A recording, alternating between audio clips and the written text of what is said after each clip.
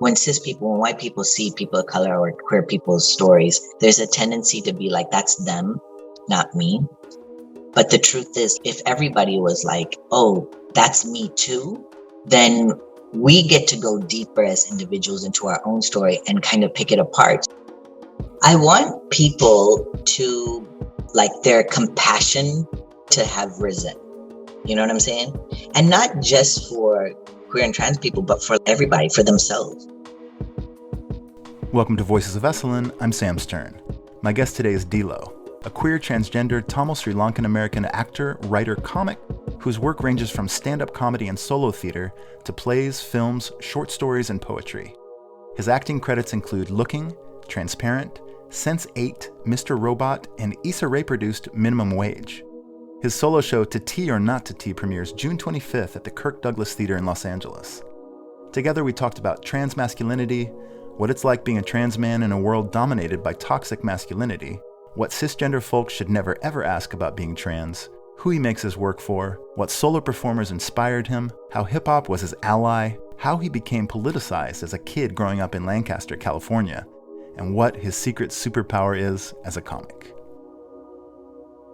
My name is Dilo. I am queer and I'm also transgender, transmasculine, and I am Tamil Sri Lankan-American.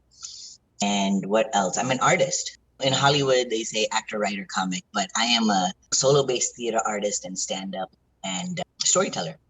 Great. Thanks so much for being on the show and taking time out to talk to me. You brought up a term I haven't been intimately familiar with, and that's transmasculine. So I'm wondering if you could speak to that and tell me what that means. Yeah.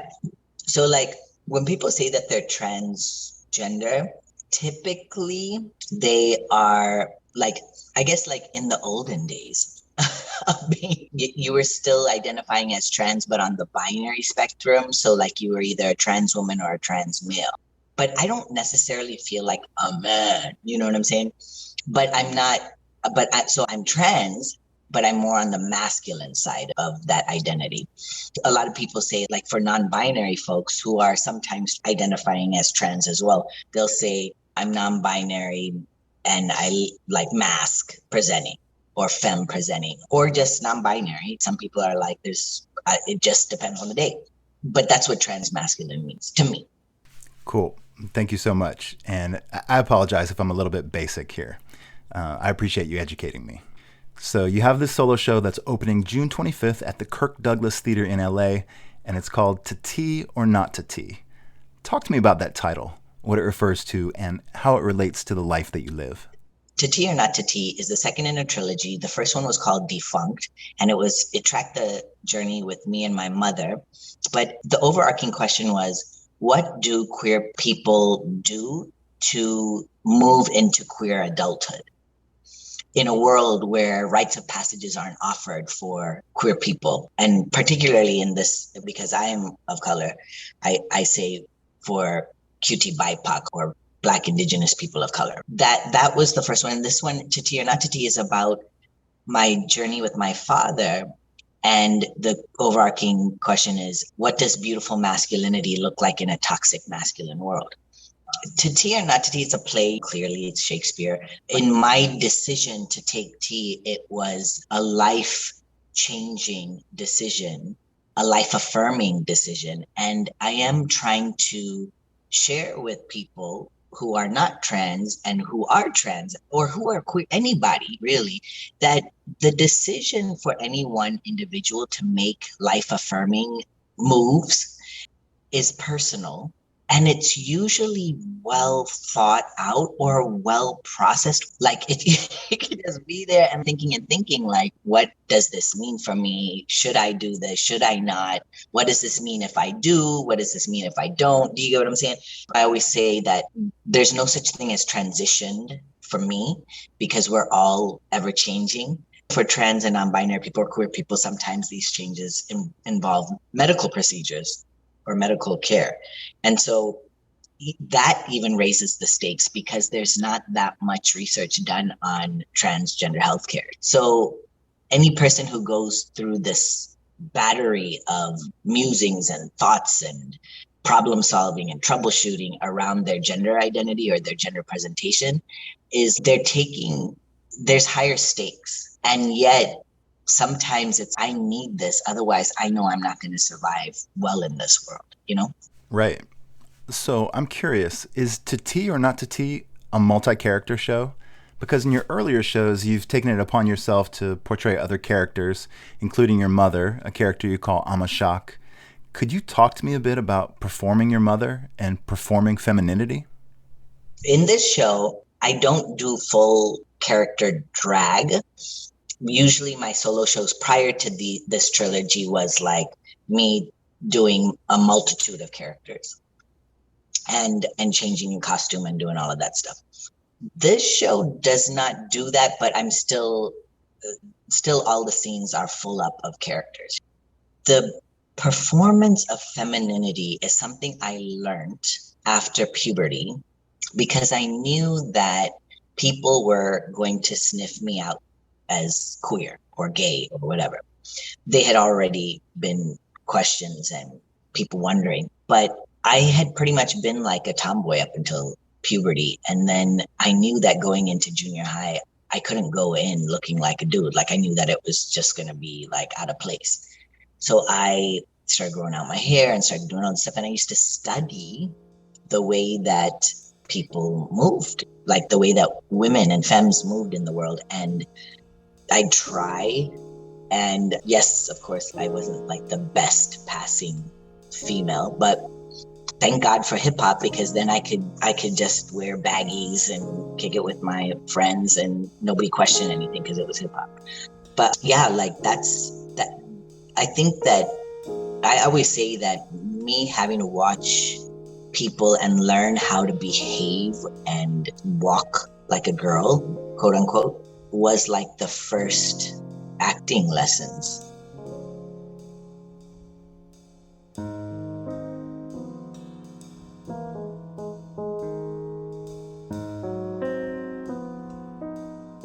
That's so interesting. So I was reading a magazine feature on you in Out magazine, and it said you had transitioned from someone who was gender nonconforming to someone who passed as male. Does that feel correct to you? And if it does, can you walk me through a little bit of that journey? Yeah, I think that I was gender nonconforming from if I was supposed to match the sex that I was assigned, the gender that was assigned, that is related to the sex that I was assigned at birth. So if I am a girl child and I am wearing boy clothes and I'm being perceived as a boy, except people know that I'm a girl, quote unquote, and I'm saying this in very basic terms, then that means that I'm a gender nonconforming child. In high school, I was passing as female, but probably not doing the best job at being like femme. But people knew that I was a girl. That's what they saw. They were like, oh, that's a girl. In college, slowly, I started going back to my boy self because there were other queer people and I could be freer and et cetera, et cetera. And so then, even though I was not on testosterone, people more often than not read me as male. Now, the minute that I would talk, then they would be like, oh, that's not a dude. So that kind of existence is gender nonconforming. And I was gender nonconforming up until my late 30s, meaning that I didn't start taking testosterone until later. And then when I started tease pretty soon after that, with the voice dropping and other changes, like then I become more like what we say passing, even though some people don't like that we say that, but I was perceived and read as male. And so that's been, of course, less time on this planet as being perceived as male. So I still carry a lot of the things that a gender nonconforming person does. There's still like a very like there's consciousness over my body. You know what I'm saying? But I think that just slowly changes over time. But it's not like you can erase decades of your life being in one body. You know what I'm saying? Your mind and your muscles remember all of that. So I think that to a certain degree, I don't want to lose that because it keeps me in touch with other people who don't have necessarily the privilege that I do as passing as male, or nor would they want to, but that life is going to be hard because I remember life was fucking hard. In the big cities, it's a lot different. You know what I'm saying? But still, bigotry is everywhere. Thank you. That's such a great answer. So you've said, I'm tired of people of color stories being told by white folks. This was in reference to a documentary that was eventually made about you by a white person. What frustrates you about this phenomenon? I have seen documentaries of people of color for forever. I mean, about people of color forever. And there's always a white documentarian who has been behind it. And what it does is that it doesn't allow for the story to live in its authentic context because somebody else is framing the story. So when Crescent, who did Performing Girl, approached me, I was like, I don't know, man. You're a white person and I don't know how I feel about that. And then she was like, I really have to do this and this is what I want. And I actually got to shape what the story felt like. And I was grateful that she allowed for that. And I know that it was frustrating for her, but she understood the importance of it because she does her anti-racist work. And we did it and it was really good. And it did what it needed to do. And it's still actually a really great teaching tool that people use in colleges and stuff like that. Now, when I see TV shows and stuff like that, things have changed. Like people who have a concept will now call in if they have a character that is something that is completely different and we don't see a whole lot of that character. Like we don't see a whole lot of characters like that in the media.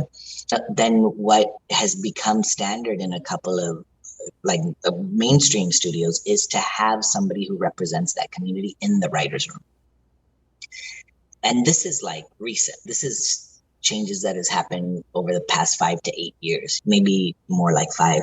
So there are people who are really trying to hit a level of what they feel is authentic storytelling by having the people in the room that can make it be what it needs to be.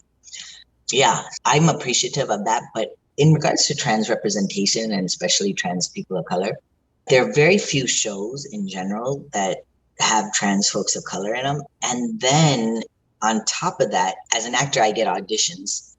I read the sides and I'm like, it's very clear when somebody is reaching. And sometimes it's like for big shows and you're just like, come on, like this is so dumb.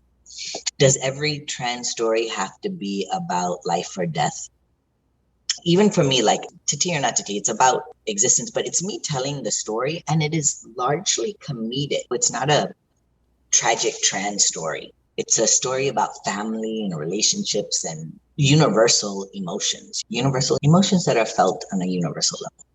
But yeah, I think that sometimes it's, do they have to be this sort of drama or this sort of tragedy or this sort of same coming out story or this sort of like I was in the wrong body type of thing? There's some trans people who don't feel like they were ever in the wrong body. They've just been dealing with the body that they've been given as well as they could until another option was there. You've been on some high-profile TV shows, including Transparent and Mr. Robot. What's that experience been like for you? Do you feel any undue burden? Like, okay, now I have a responsibility to sort of portray my identity and my community in a positive light? Yeah, that's deep because the shows that I've been in, like the roles that I had weren't necessarily like that heavy. You know what I'm saying? And so sometimes when I think about the game of the industry, I want to work in the industry all the time because financially it is way more lucrative than the theater. But there are things that I desire as an actor is to be able to portray characters that are so real and so well developed in a fantastic, amazing, beautiful story. In those situations, I feel like it is important to be offered a moment to actually, if something didn't sit right, to be able to be like, hey, like I just, this. And sometimes that has happened. There are times where I'll get, like I said, like audition sites where it's something that we all talk about in the trans actor community. It's like, this shit is problematic. Do I do the audition first and then tell them, or do I tell them and then do the audition? And the truth is, everybody wants the job regardless because it's money. And so it's do the audition and then tell them later. and then see whether or not anything can be done. And then sometimes it's like involving GLAAD into the room and being like, hey, like, I just want you to know this is not the way you want to go about telling this story. Right, of course. So this is my last white person question, and then we can move on. But for a segment of progressives who feel lost, what do you wish they would understand they should never ask when it comes to trans life and trans folks, with the understanding, of course, that everyone's uniquely different and has different boundaries? I think that the big one is don't ask anybody in the world what's underneath their clothes or about their surgeries. Yeah, I have been asked so many questions like that. I'm like, what is this fascination with people's genitalia, or like what is under their clothes? And why do you feel like you get the right to know? Like, do you get what I'm saying? So anyway, but anyway, I feel like that's like the first out the gate. And then second is a person can be a person. You don't necessarily even need to make somebody's transness their thing, you know? I feel like white people, like when they hear my parents are from Sri Lanka, then it's suddenly, oh, I've been there, or, oh, I want to go there, or whatever. And it's okay, yeah, but my people have been going through a war. So every time I hear that, it's, oh, I've been there, it's so gorgeous. I'm like, not for my people. Do you get what I'm saying? I want to say that shit, but I'm like, yeah, it's gorgeous. In certain parts of the island, it's gorgeous. The cis people do the equivalent of asking people about their genitalia in the same way. Okay, I think that both are bad, but like also like, why do you need to know about somebody's genitalia? Yep, good point. I'm going to ask you, the number of things you do is really quite impressive. You're a writer, actor, filmmaker, solo shows, etc. Are you still going out and doing the stand-up comedy thing, or has that taken a back seat to trying to create the one-person show and so on? Yeah, I think what it is that stand-up to me is so fun and so lovely, but I'm a bit spoiled. I enjoy shows where I know that people are either coming for me, or they're coming for a good cause, or it's queer people, or it's just a fun night. Do you get what I'm saying? I like doing that kind of thing rather than just going up at a spot where people may not be as friendly or as receiving of the material. So in that way, like, I enjoy the art form of stand-up and solo-based theater probably more than anything else that I do, but it has to be within a certain context. And yet, there's nothing like going into a room full of strangers and making them laugh. So it's like both. But I'll have more capacity and more like energy for the first rather than the latter. Like the latter gets put to the back burner a little bit more. Talk to me a little bit about some of the solo performers who inspire you. I was thinking when I saw some clips of you doing Amashak, I was thinking about early Whoopi Goldberg, you know? How she used to personify 3 or 4 characters in her hour-long show, and just how powerful and real she made them. Mm-hmm. Whoopi is definitely somebody I look to. I grew up watching John Leguizamo, is like one of my favorites. Whoopi, John, and who else? Like I also, one of the first solo shows I had ever seen live was Danny Hawk's show. And then Anna Devere Smith's stuff as well, I really enjoyed as well. Those who is Sarah Jones, I loved her too. But I think the people that I grew up watching and going, wow, was Whoopi and John. And then as I started doing my solo career, then it was like people who were just a little bit older to me who had been doing it in the New York scene, because by that time I had moved to New York. Right. And New York has that kind of illustrious solo performance tradition with Eric Bogosian and Karen Finley, even Andy Kaufman. It's such a great medium with the potential to go so deep. When you do your hour-long show, what questions do you want the audience to consider? I want people to hold in their heart, rather, that like their compassion quota to have risen. You know what I'm saying? And not just for queer and trans people, but for everybody, for themselves. You know what I'm saying? And I want people to walk away on top of having that compassion and a greater understanding for queer people in general, that I want them to look at their own journeys Because I think that sometimes when when cis people, when white people see people of color or queer people's stories, there's a tendency to be like, that's them, not me. But the truth is, if everybody was like, oh, that's me too, then we get to go deeper as individuals into our own story and kind of pick it apart. Again, our compassion quota raises, right? Is it quota? Our ability to have compassion raises, because I feel, and let me try and gather these words, that a lot of the ignorance and the bigotry out there is accidental. I'm not saying some of it is not purposeful, but a lot of it is accidental. Sometimes when you look at your own shit and you have compassion for your own shit, then you're like, oh, who am I to judge any fucking body? I got my own shit to worry about. I have my own story to try and work through and get better as a human.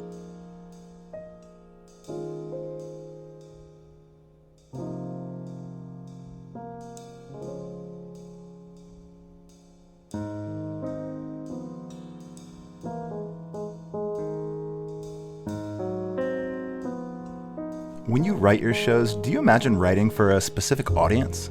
I think that I have a couple of people in mind when I write. And the first thing is that outside of me desiring to share my story, like if I have a specific lens and I know, because I've been doing this for however long, I know how to tell the story and I know what parts of my story are going to resonate. So let's just say, I know the jumping off point, boom. But then after that, I am writing for queer, trans, people of color. That first and foremost, QT BIPOC, like people of color who are also queer and trans. And then it is the ripple effect. Okay, and then it's like folks of color, and then it just keeps going. It just keeps going. And it's because in between the stories that I want to tell, I am giving points of reflection. So what happened, why it happened, and how I perceived it then and how I perceive it now, right?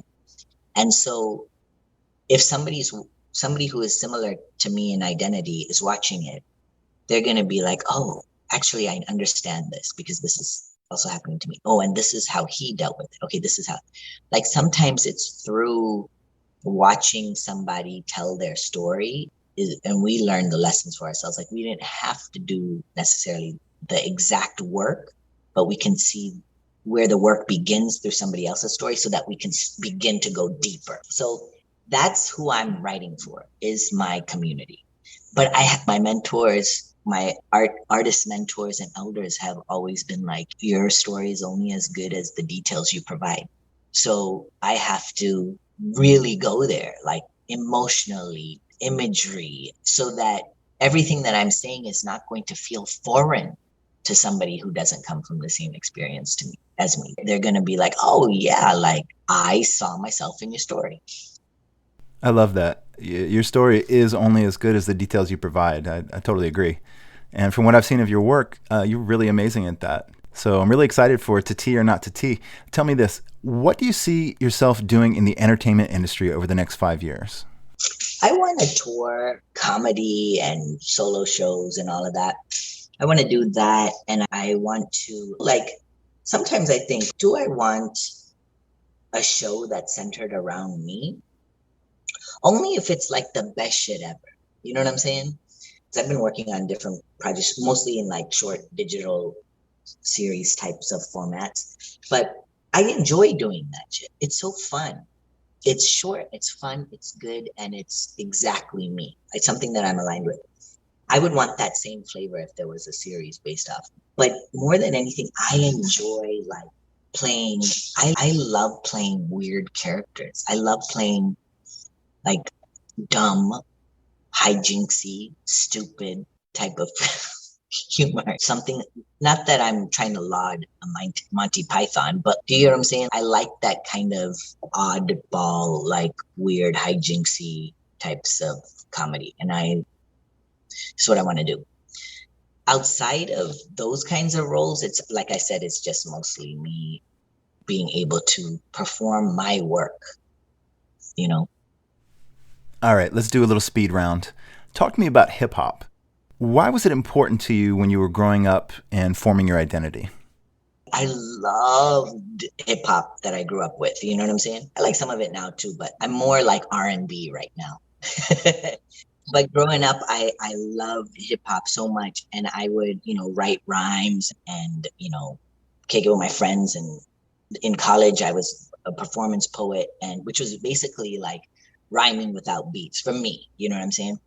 And I felt like hip hop was where I got my first dose of what it meant to be a feminist, what it meant to be a social justice aligned artist. The power of your art can look fly and like fresh and can move people to action and move people on the dance floor. So that's what hip hop is to me. Is I am so grateful that I was metaphysically schooled by this genre of music and by these incredible MCs that taught me all of these profound lessons by just me being a huge hip hop head. And I am also like, I think that immigrant communities take, because the world, the US is so black and white, literally, like white people's and black folks, that for me, as a queer person, it was more important to, not important is not the right word. As a person of color, it was more aligned for me to not be aligned with whiteness. This is what I'm trying to say. And it was because I grew up in a very racist town. And yet, some people in my community align themselves with whiteness. So it just depends. Like, it's okay, how deep is your shit and how deep are you thinking that you want to just be accepted, so you're going to lean to whiteness? Do you get what I'm saying? And for me, it was like there was such this like push against it. And I think it was also because my father didn't shy away from political conversations when I was younger. I know this is supposed to be a speed round, but I'm politicized as a young kid. And so to me, the last thing, if I'm hearing about my father talk about neo-Nazis, the KKK, what's going on in his workplace with white people, do you know what I'm saying? I'm just going to be like, so hip hop was like mine. You know what I'm saying? It was like my way of just finding a place in this world, and a lot of the people that I grew up with, if there was only like a handful of us folks of color, we did come together, and it was through our music too, through our appreciation for the music, like hip hop, R&B, like freestyle, whatever. What's something that you do for self-care when the world is coming down on you, something that keeps you sane? Yeah, I like to pray, and I like to burn incense. I have like really amazing incense.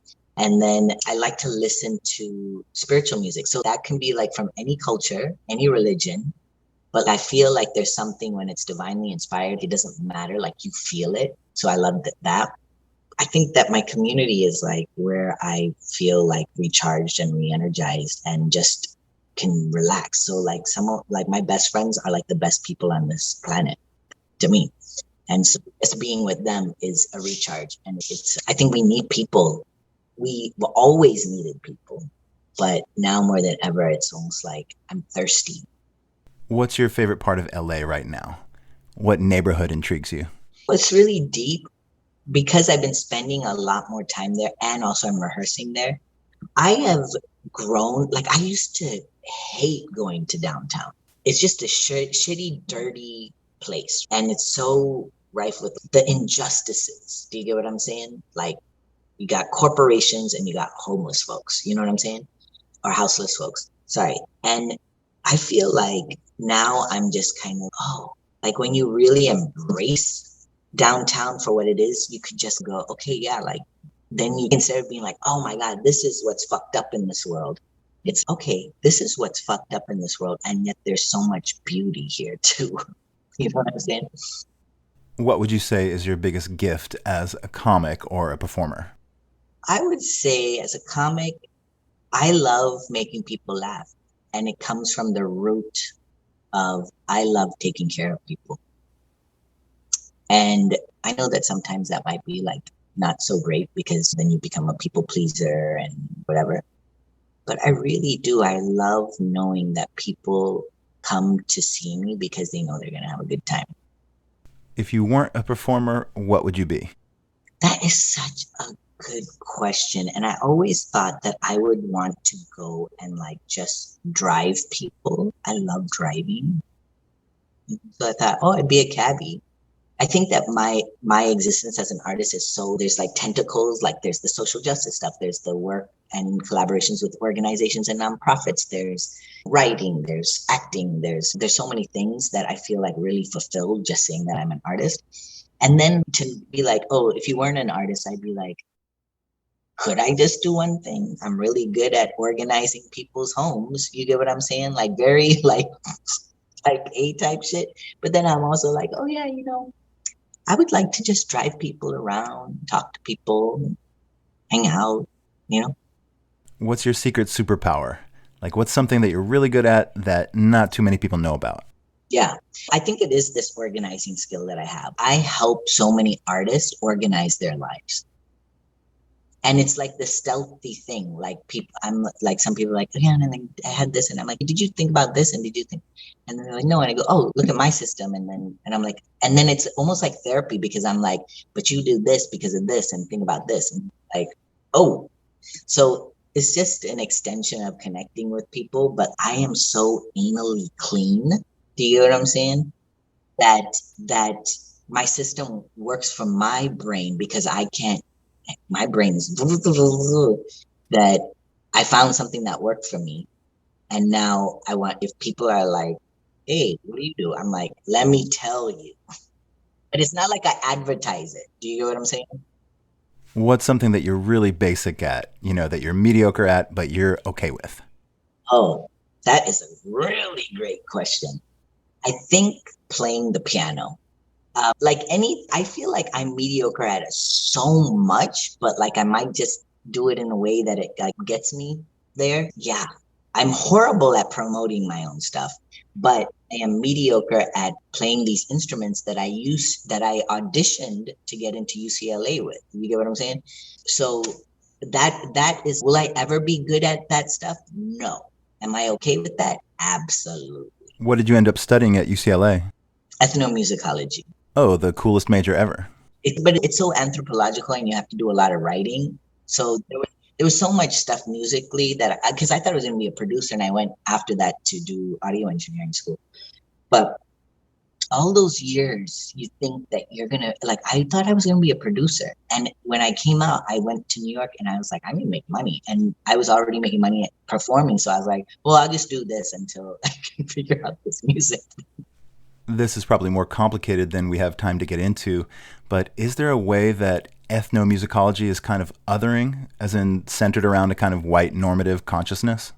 It was, but now there's, in the same way, it's what are you going in as an observer, and what happens when you come in as an observer and you don't really know, and you're not sitting with, and you're not understanding, because ethnomusicology is not just about the music, it's about how the music plays a role in the context of the culture and the rituals and the performance and the dance, because it's all related. And so any culture, if a white person, usually the scholars were white, they came in and they would sit and watch people and they'd be pontificating. And sometimes folks would be like, actually, it's not that deep. I don't know why you're breaking it down like this. This is a spiritual thing. And so people miss the thing altogether. However, I feel like more and more people are really trying to hit what is authentic. I know like authentic is like a bad word in academia, but people are trying to be more conscious in how they approach studying people. Yeah. So Dee, tell us about To Tea or Not To Tea. How can we find tickets for it and go see you? Absolutely. Yeah. My show, To Tea or Not To Tea, is going up at the Kirk Douglas Theatre in Los Angeles. It's actually in Culver City. And CTG, the Center Theater Group, is putting it on. And they are in charge of the Amundsen and the Taper, and the Kirk Douglas is their smaller theater, about 300 seats, but it is a gorgeous theater. And I have had that theater on my bucket list since I was younger.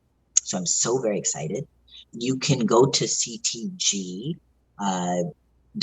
I think it is, and get tickets. and we're going to have the best time. That the show is about an hour and 10 or 12 minutes, no intermission. And you're just going to come in, have a right. I'm going to take care of you, and we're going to have a good time. And what about you? How can we stay connected with you? Yes, my handle for everything is, including my website, is DLocoKid. DLOCOKID.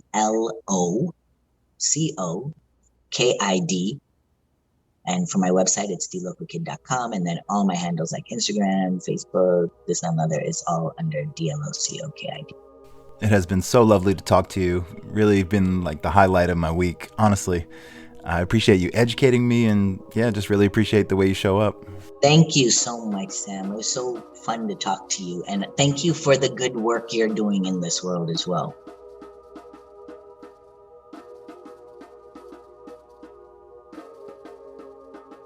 Thank you for listening to Voices of Esalen. Today's episode was produced in conjunction with Shira Levine. Our music is by Nico Holloman. Additional music by Blue Dot Sessions. If you're enjoying the show, please support us by sharing on social media or by going to your favorite podcast player and leaving a review. It really does help. Until next time, be well.